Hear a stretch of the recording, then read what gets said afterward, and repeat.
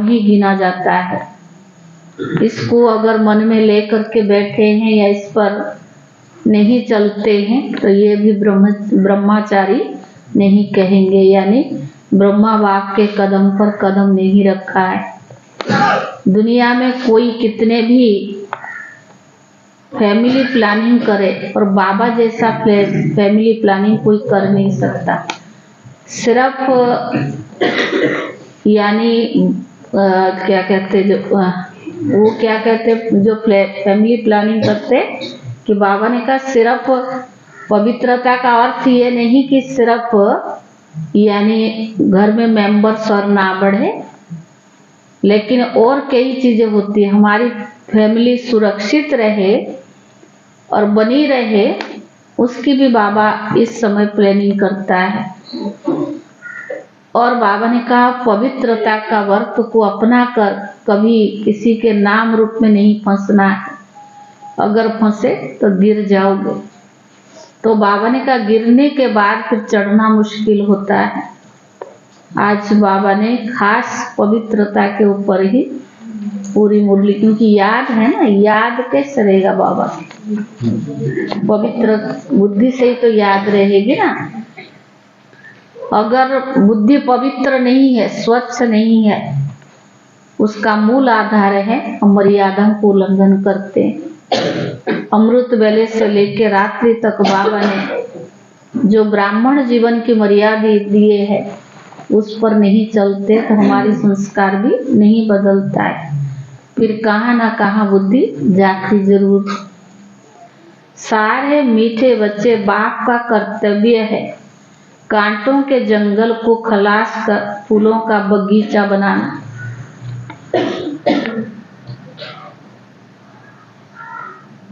मीठे बच्चे बाप का कर्तव्य है कांटों के जंगल को खलास कर फूलों का बगीचा बनाना। इससे ही नंबर 1 फैमिली प्लानिंग हो जाती है। इससे ही नंबर 1 फैमिली प्लानिंग हो जाती है। प्रश्न है, फैमिली प्लानिंग का फर्स्ट क्लास शास्त्र कौन सा है और कैसे? फैमिली प्लानिंग का फर्स्ट क्लास शास्त्र कौन सा है और कैसे? उत्तर है गीता है फैमिली प्लानिंग का फर्स्ट क्लास शास्त्र। गीता है फैमिली प्लानिंग का फर्स्ट क्लास शास्त्र, क्योंकि गीता द्वारा ही बाप ने अनेक धर्म का विनाश कर एक धर्म स्थापना किया। गीता द्वारा ही बाप ने अनेक धर्मों का विनाश और एक धर्म की स्थापना किया।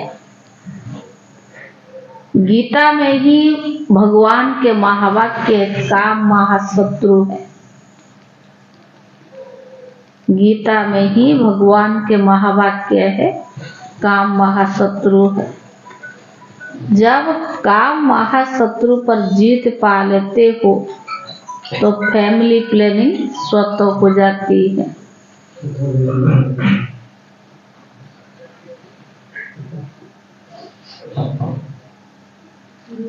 यह एक बाप का ही काम है। यह एक बाप का ही काम है, किसी मनुष्य का नहीं।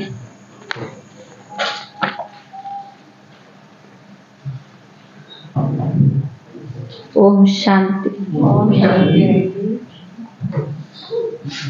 शिव भगवान उवाच, बाप बैठ रूहानी बच्चों को समझाते हैं। इस दुनिया को आसुरी दुनिया जरूर कहेंगे, नई दुनिया को देवी दुनिया कहेंगे। देवी दुनिया में मनुष्य बहुत थोड़े रहते हैं। अब ये राज भी किसको समझाना चाहिए? जो फैमिली प्लानिंग के मिनिस्टर होते हैं उन्हों को भी समझाना चाहिए। बोलो, फैमिली प्लानिंग का ड्यूटी तो गीता के कथन अनुसार एक बाप का ही काम है। गीता को तो सब मानते ही नहीं है। गीता है ही फैमिली प्लानिंग का शास्त्र। गीता से ही बाप नई दुनिया की स्थापना करते हैं। यह तो ऑटोमेटिकली ड्रामा में उनका पार्ट ही नूंधा हुआ है। बाप को आकर के आदि सनातन देवी देवता धर्म की स्थापना करते हैं, अथवा पूरे नेशनलिटी की स्थापना करते हैं। अपने को देवी देवता धर्म का ही तो कहेंगे ना। गीता में भगवान साफ बतलाते हैं कि मैं आता हूँ एक धर्मों की स्थापना और अनेक धर्मों का विनाश करने। बाकी सब धर्मों का विनाश करने, तो इसमें फैमिली प्लानिंग नंबर 1 हो जाएगी। सारे सृष्टि पर जय जयकार हो जाएगी और एक आदि सनातन देवी देवता धर्म की स्थापना करने के लिए। बाकी अनेक सब धर्मों का विनाश है। सारे बाबा ने कहा अब तो मनुष्य बहुत होने के कारण बहुत किचड़ा हुआ पड़ा है। बहुत हो गया ना, तो किचड़ा भी बहुत हो गया है। तो बाबा ने कहा वहां तो जानवर पंछी आदि भी बहुत फर्स्ट क्लास होंगे। तो बाबा ने कहा जो देखने से ही दिल खुश हो जाए, डरने की बात नहीं है। बाप बैठ समझाते हैं, तुमने मुझे बुलाया ही है कि आकर फैमिली प्लानिंग करो, अर्थात पतित फैमिलीज को वापिस ले जाओ और पावन फैमिली की स्थापना करो। तुम सब कहते थे बाबा आकर पतित दुनिया खलास करो और नई पावन दुनिया बनाओ। ये बाप का ही तो प्लानिंग है। देखने से ही दिल खुश हो जाए। लक्ष्मी नारायण को देखने से ही तुम्हारी दिल खुश होती ना। वहां तो यथा रानी प्रजा सब फर्स्ट क्लास होते हैं। यह है फैमिली प्लानिंग की युक्ति ड्रामा में नोंधी हुई है। तुम बच्चों को समझाना है। पारलौकिक बाप तो सतयुग की प्लानिंग फर्स्ट क्लास करते हैं। कांटों के जंगल को ही खलास कर देते हैं। इस सारे भंवरों को आग तो लग जाती है। यह धंधा एक बाप का ही है। तुम कुछ भी नहीं कर सकते हो, कितनी भी मेहनत करो। जो बाबा करते हो तुम कुछ भी नहीं कर सकते हो। तो बाबा ने कहा कितनी भी मेहनत करो, सक्सेसफुल कोई हो नहीं सकता बाप के सिवाय।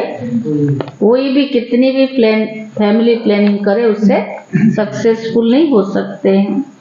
बाप कहते जिस काम विकार को तुम अपना मित्र समझते हो वही सबसे बड़ा दुश्मन है। बहुत है जो उनके मित्र बन जाते हैं। बाप ऑर्डिनेंस निकालते हैं, तुम इस पर विजय पहनो। तुम समझाओ। बाप कहते काम महाशत्रु है। विचारों को पता नहीं कि फैमिली प्लानिंग कैसे हो रहा है। यह तो कलब बाप करते हैं ड्रामा अनुसार, फिर ये होना ही है। सतयुग में बहुत थोड़े मनुष्य होते हैं, इसमें फिक्र की कोई बात नहीं है। बाप प्रैक्टिकल में यह बात काम कर रहे हैं, वह लोग कितना माथा मारते हैं। एजुकेशन मिनिस्टर को भी समझाओ, अभी के कैरेक्टर्स कितने खराब है, देवताओं के कैरेक्टर्स कितने अच्छे थे। तुम बेपरवाह होकर बाणी चलाओ, बोलो यह कोई तो मिनिस्टर का काम नहीं है। यह काम तो कौन सा फैमिली प्लानिंग। ये जो पावन फैमिली प्लानिंग का काम एक बाप का ही है। तो बाबा ने कहा यह तो ऊंचते ऊंचा बाप का काम है। इन देवताओं के राज्य में एक धर्म, एक राज्य, एक भाषा थी। कितने थोड़े मनुष्य थे, परंतु ऐसी युक्ति से बोलना बहुत थोड़ों को आता है। वह वहां नहीं रहता। उन्हों के लक्ष्मी नारायण का चित्र दिखाना चाहिए। यह फैमिली प्लानिंग बाप नहीं की थी, अब फिर कर रही हैं और इनके राज्य की स्थापना भी हो रही है। बाबा ने कहा, लक्ष्मी नारायण का चित्र हमेशा फ्रंट में रखो और बत्तियां आदि खूब लगाओ।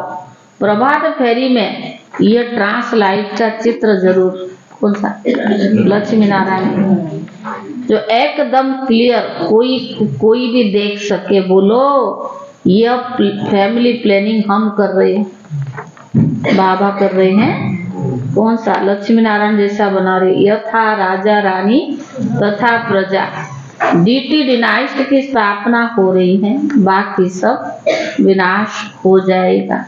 तुम कहते भी हो कि पतित पावन आओ, हमको पावन बनाओ, सो तो बाबा ही बना सकते हैं। एक देवी देवता धर्म ही पावन होता है, बाकी सब खत्म हो जाते हैं। बोलो, शिव बाबा के हाथ में ही प्लानिंग है। पावन सृष्टि का प्लानिंग तो मनुष्य नहीं कर सकता, ये तो बाबा के हाथ में। यह बड़ी फर्स्ट क्लास प्लानिंग है। सतयुग में ये प्लानिंग हो जाती है, वहां तो देवी देवता वंश शूद्र होते नहीं। यह बड़ी फर्स्ट क्लास प्लानिंग है, बाकी सब धर्म खलास हो जाएंगे। इस बात की प्लानिंग को आकर समझो कि भगवान आया है, प्लानिंग कर रहा है, ये समझो। तुम्हारी ये बातें सुनकर तुम पर भी कुर्बान जाएंगे। यह मिनिस्टर आदि निर्विकारी प्लानिंग बना कैसे सकेंगे? बाबा जो ऊंचते ऊंचा भगवान है वही आते हैं प्लानिंग करने। पावन फैमिली प्लानिंग तो एक बाबा ही कर सकते, बाकी सब अनेक धर्मों का खलास कर देते हैं। यह बात है ही बेहद के बाप के हाथ में। पुरानी चीजों को नया बना देते हैं। बाप नई दुनिया की स्थापना कर पुरानी दुनिया का विनाश कर देते हैं। यह ड्रामा में नूंद है, समझाना चाहिए बहनों और भाइयों। इस सृष्टि चक्कर के आदि मध्य अंत को तुम ही जानते हो, बाप बतलाते हैं। सतयुग आदि में इतने मनुष्य होते नहीं, ना फैमिली प्लानिंग आदि की बातें ही करते हैं। पहले तुम सृष्टि के आदि मध्य अंत को आकर समझो। सदगति दाता तो बाप ही है। सदगति अर्थात सतयुगी मनुष्य। पहले ये देवी देवता बहुत थोड़े थे, फर्स्ट क्लास धर्म था। बाबा फूलों की फर्स्ट क्लास प्लानिंग बनाते हैं। सतयुग क्या है? फूलों की बगीचा, उसकी बाबा फर्स्ट क्लास प्लानिंग करते हैं। काम महाशत्रु है। आजकल तो विकार के पीछे क्या करते, आजकल तो बाबा ने कहा आजकल तो इनके पिछाड़ी प्राण भी दे देते। कोई की किसके साथ दिल होती है तो माँ बाप शादी नहीं करते तो बस घर में ही हंगामा मचा देते। तब की बात, अब तो और हाल खराब। तो बाबा ने कहा यह तो गंदगी दुनिया है, बहुत गंदी दुनिया है। एक दो को कांटा लगाते रहते हैं, पर सतयुग में तो फूलों की बगीचा होती है। तो ऐसे ऐसे विचार सागर मंथन करो। बाबा इशारा देते रहते हैं, तुम इनको रिफाइन करो। चित्र भी भिन्न भिन्न प्रकार के बनाते हैं। ड्रामा अनुसार जो कुछ होता है वो ठीक है, गलत तो कुछ बना हुआ नहीं ना। ड्रामा को तो हम बाबा ने जो हुआ पड़ा है उसको तो कोई नहीं टाल सकता है। तो ड्रामा हम बनाए, बनी बनाई ड्रामा। भगवान खुद कहता मैंने नहीं बनाया, ये बनी बनाई ड्रामा। इसको समझाना बहुत सहज है। सबका ध्यान सिर्फ बाप की तरफ खिंचवाना। कोई भी आए किसको भी समझाओ, बाप की तरफ उसका ध्यान खिंचवाओ। यही तो बाप का ही काम है। अब बाप ऊपर में बैठा हुआ, यह काम करेगा नहीं। कहते भी है जब जब धर्म की ग्लानि होती है तब तब मैं आता हूँ। आसुरी राज्य होता है तब तब आकर इन सबको खलास कर देवी राज्य की स्थापना करता हूँ। मनुष्य तो अज्ञान की नींद में सोए पड़े हैं, यह सब विनाश हो जाएगा। जो निर्विकारी बनते हैं उनकी फैमिली जाकर राज्य करती है। गायन भी है ब्रह्मा द्वारा स्थापना किसकी? देवताओं की। तो इस फैमिली की यह प्लानिंग हो रही है। ब्रह्मा कुमार कुमारियां पवित्र बनते हैं, इन्हों के लिए ही जरूर पवित्र दुनिया चाहिए। दुनिया में तो करोड़ों अरबों मनुष्य है, भगवान को इतना थोड़ी चाहिए सतयुग। तो बाबा ने कहा ब्रह्मा कुमार कुमारी पवित्र बनते, उनके लिए जरूर पवित्र दुनिया चाहिए। यह पुरुषोत्तम संगम युग बहुत छोटा है, इतने थोड़े समय में कितनी अच्छी प्लानिंग कर देते हैं। बाप सबका हिसाब किताब चुप्त कराए अपने घर ले जाते हैं। इतना सारा किचड़ा वहां तो नहीं ले जाएंगे, छी आत्माएं जा ना सके, इसलिए बाप आकर पहले गुलगुल बनाकर फिर ले जाते। तो बाबा ने कहा ऐसी ऐसी बातें पर विचार सागर मंथन करो।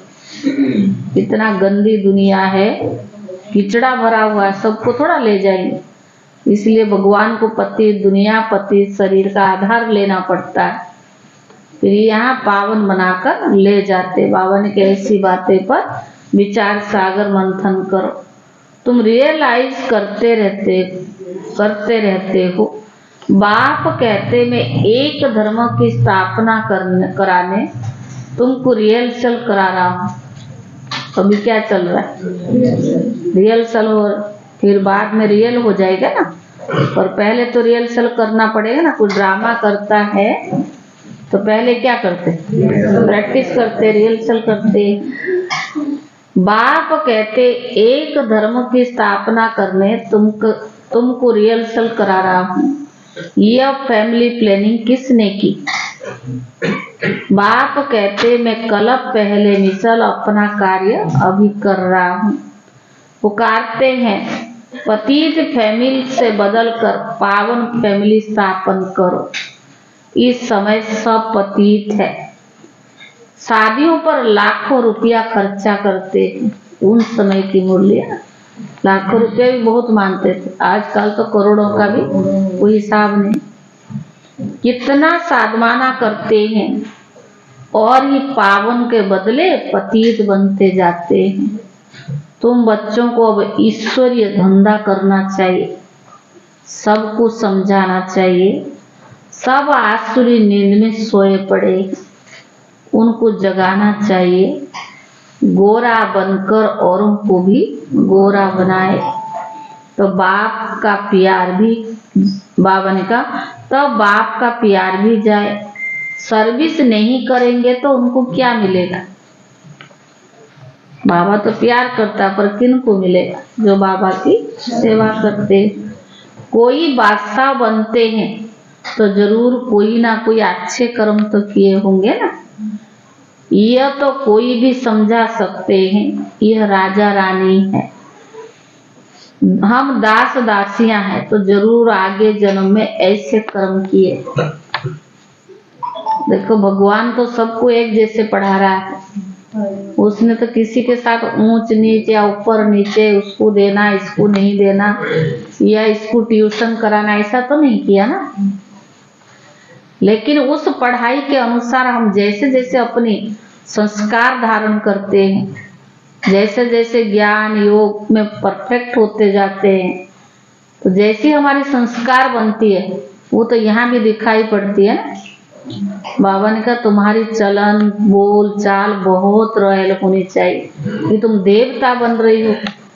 अगर रफ डफ बोलते हैं तो क्या है, दीदी हमेशा कहती है गीता दीदी, वो संस्कार तो यहीं दिखती है ना। हम दास दासी बनेंगे या राजा रानी बनेंगे, तो बाबा तो संगम युग पर सब कुछ बनाता, हमें यहाँ अपनी प्रैक्टिस कराता है। रियल चल रहे ना, उससे मालूम पड़ जाता है इसके संस्कार कैसे। तो बाबा ने कहा जरूर आगे ऐसे कर्म किए होंगे, बुरे कर्म करने से बुरा जन्म भी मिलता है, कर्मों की गति से चलती रहती है। अब तो बाबा तुमको अच्छे कर्म करना सिखलाते हैं। वहाँ भी ऐसे जरूर समझेंगे कि अगले जन्म के कर्म के अनुसार ही हम ऐसे बने हैं।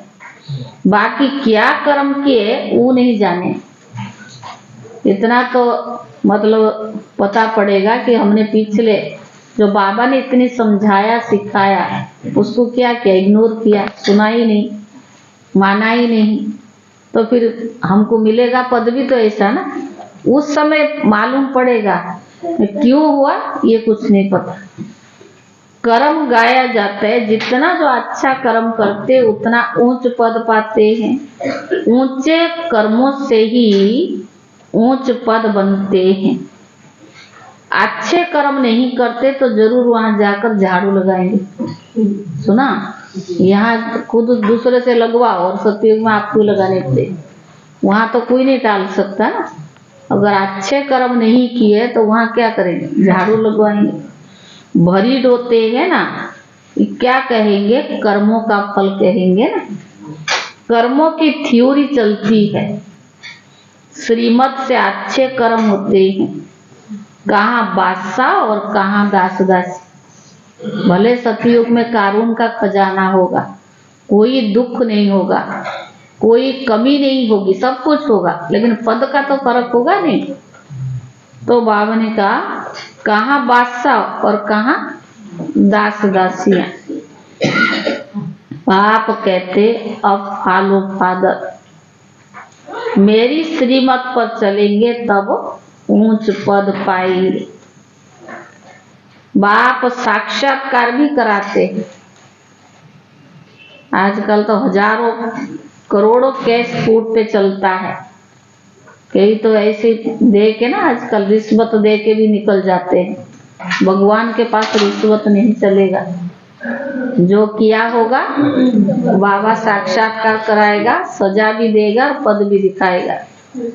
तो बाबा ने कहा बाबा साक्षात्कार भी कराते हैं। ये मम्मा बाबा बच्चे इतने ऊंच बनते हैं, ये इनका कर्म है ना। बहुत बच्चियां कर्म को समझती नहीं है कि कितना सूक्ष्म कर्मों का खाता बनता है, बहुत बच्चियां समझती नहीं है।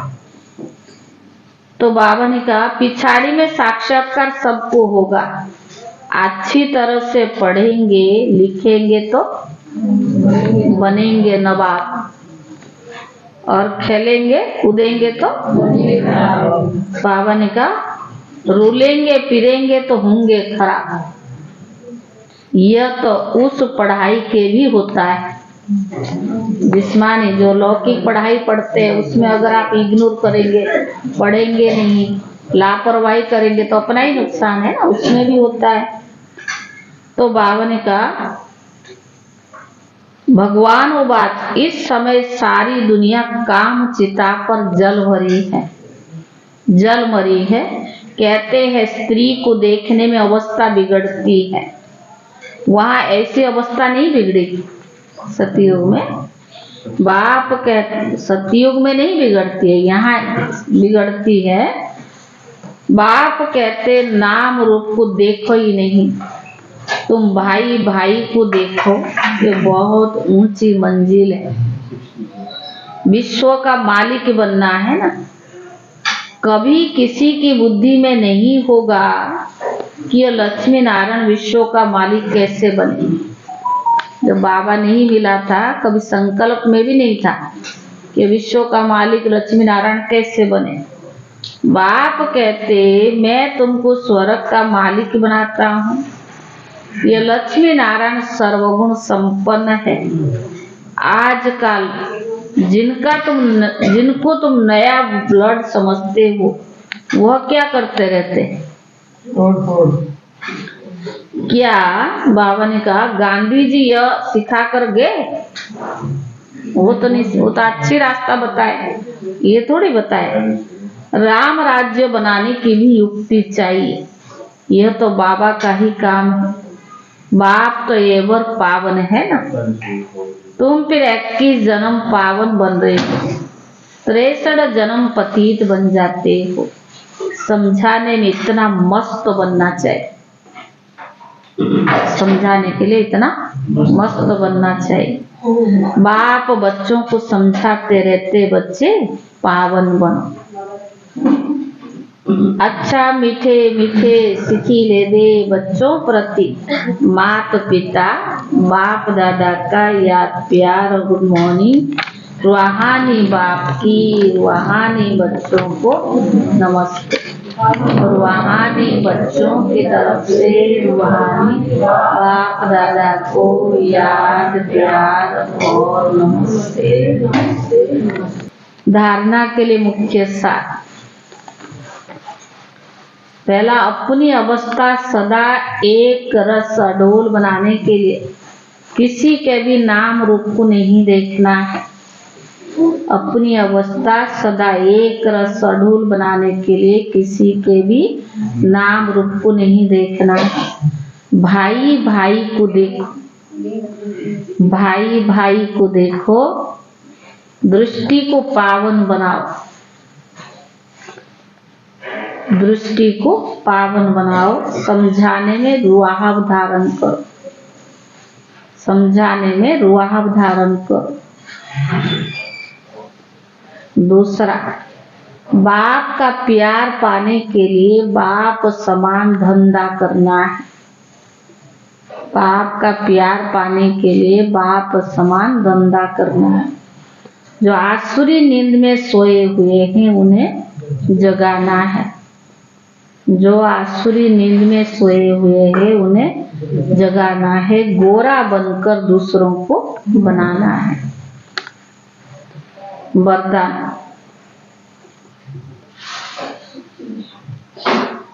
अपने सरल स्वभाव और शुभ भावना द्वारा भोलेनाथ बाप के प्यार का अनुभव करने वाले आकर्षण मूर्त भव।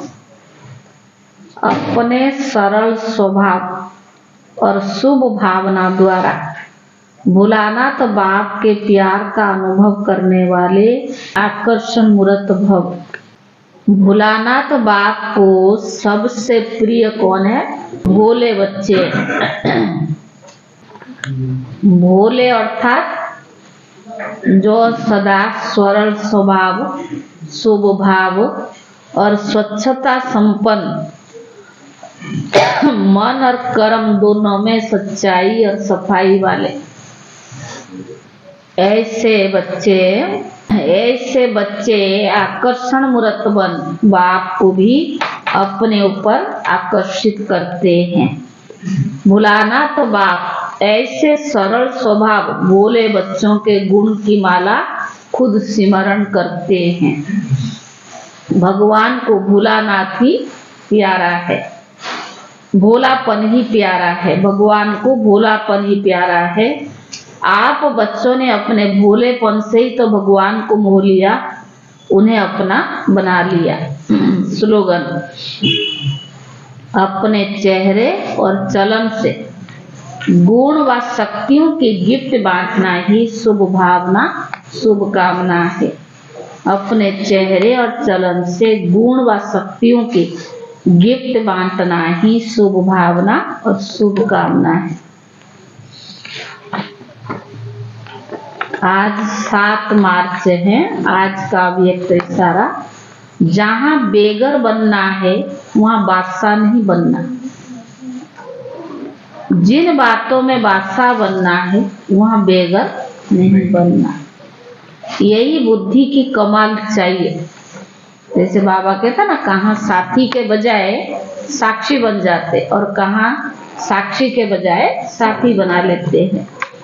जैसे समय वैसी बातें और वैसा अपना स्वरूप बना लो।